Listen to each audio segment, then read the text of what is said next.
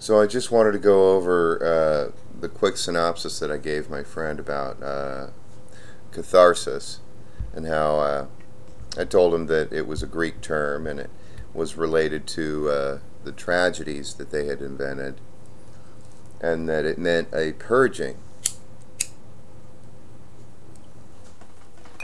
And then I explained to him, I said, they were a high civilization at the time of their tragedies, and they needed something to purge them of these dark elements, these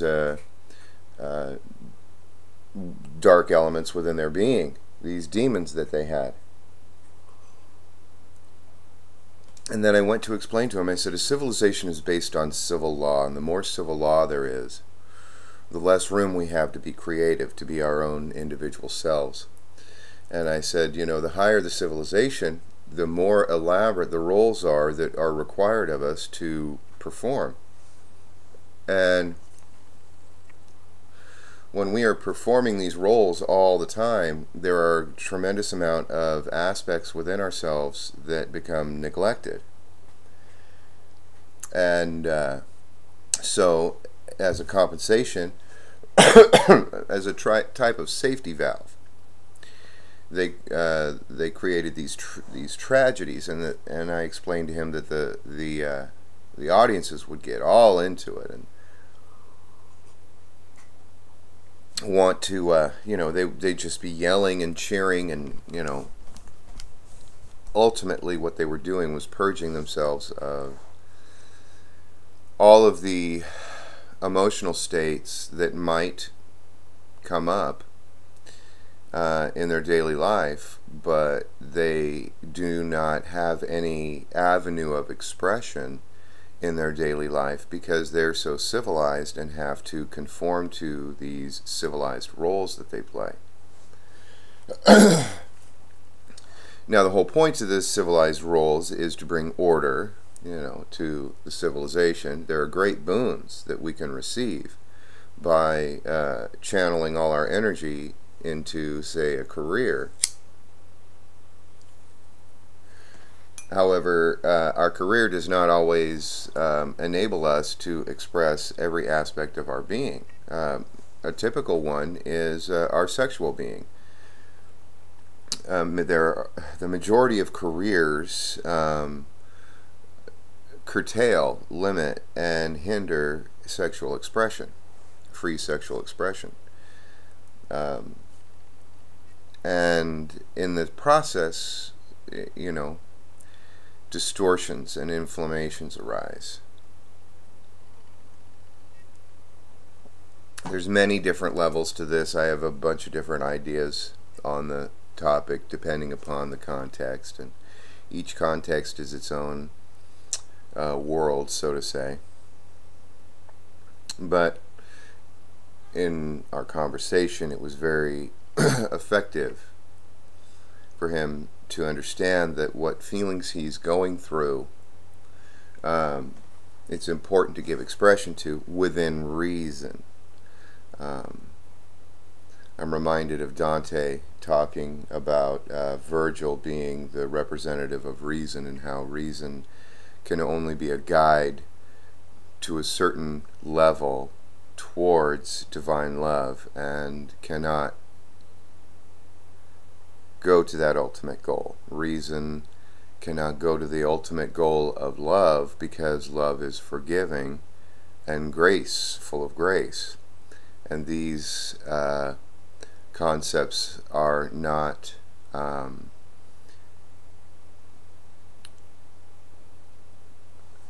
I don't know the word I want to use.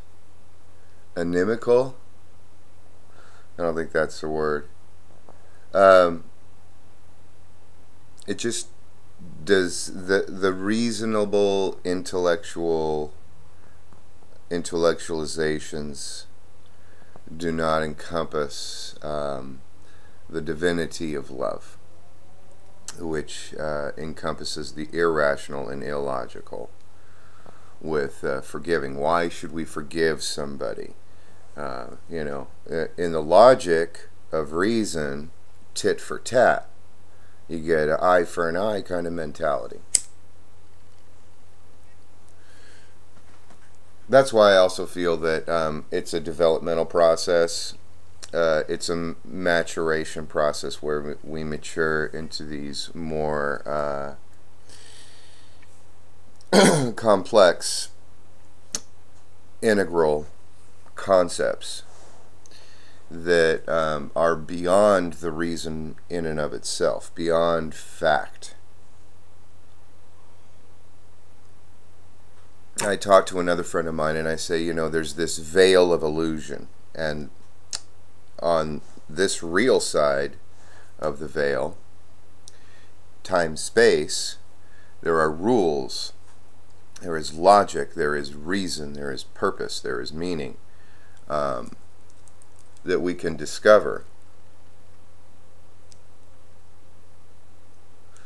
But on the other side of that veil is timelessness. It is beyond space and time, so the concerns of time are not its purpose and meaning. To even say it has purpose and meaning is to put a category of thought on it. It is beyond all categories of thought. And I was explaining to him that ultimately we are not allowed to go past the veil of illusion, Maya, without a life-affirming attitude, to return back and say yes to life. We can go to that yonder shore, but ultimately we can only reach that yonder shore with a life-affirming attitude to affirm space and time. Because we are rooted in space and time, we need to affirm space and time. Since we have life, we need to affirm life.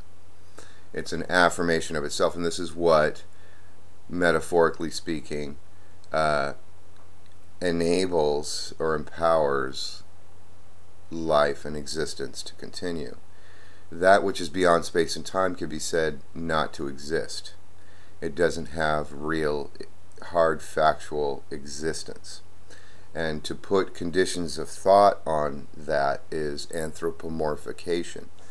We anthropomorphize. We take our own experience and place it on this other thing, and we think of this other thing in our terms when it is actually, for all intent and purposes, beyond our experience. It is beyond all experience.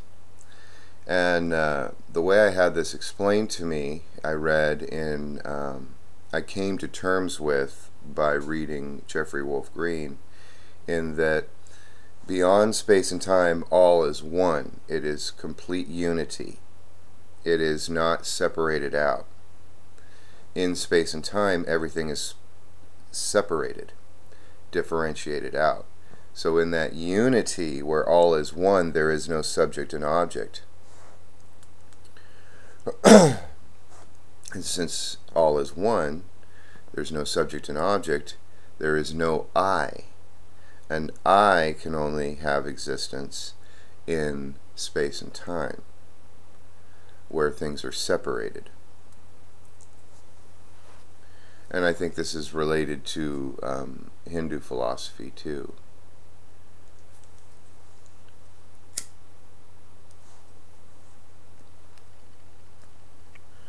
So I just thought I'd explain that, share that. It was a great conversation. And I realized that there are some people with tremendous resistances to integrating the understanding, a full realized understanding of these things. They take umbrage to it. They are offended by it. And basically what it does is, what I see it as, is they're not ready to go beyond the veil. There's this veil of illusion where everything is real and there's nothing that isn't real. Ultimately, there's nothing that isn't real for them. Even on the yonder shore, everything is real to them, like man and woman, and everything is still separated, and that's fine. That's where they're at.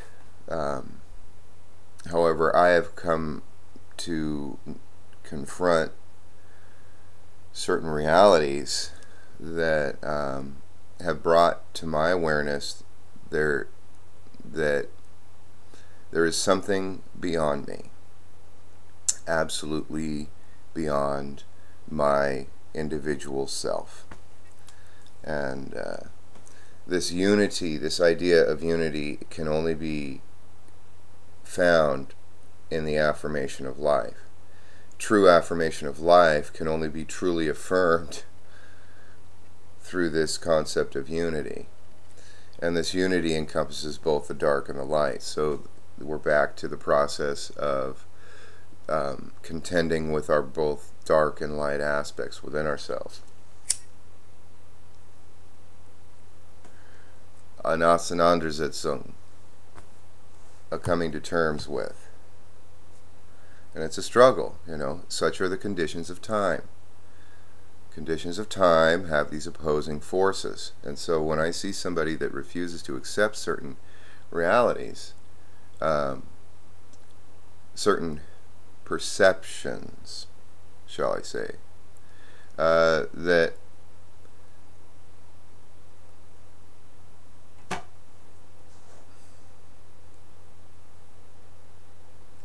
I think I've explained it. But when I meet up with them, I realize they need to be separate individuals, separated off. They need to have a fight, something to contend with, something to set themselves up in opposition, because that's where they're at. And it takes what it takes.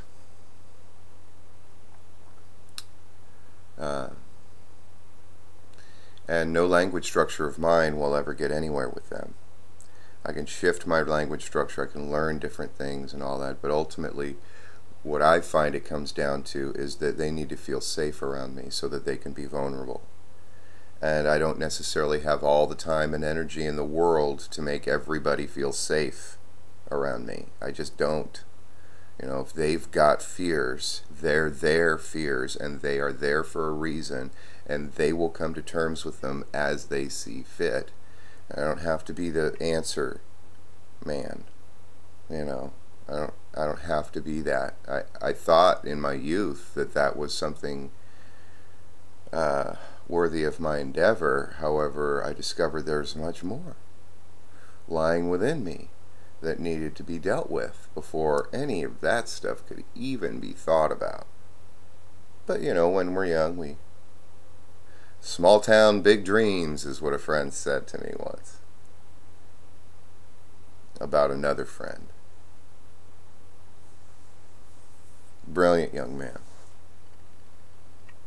May he rest in peace. Well, spring is right around the corner. Have a good day.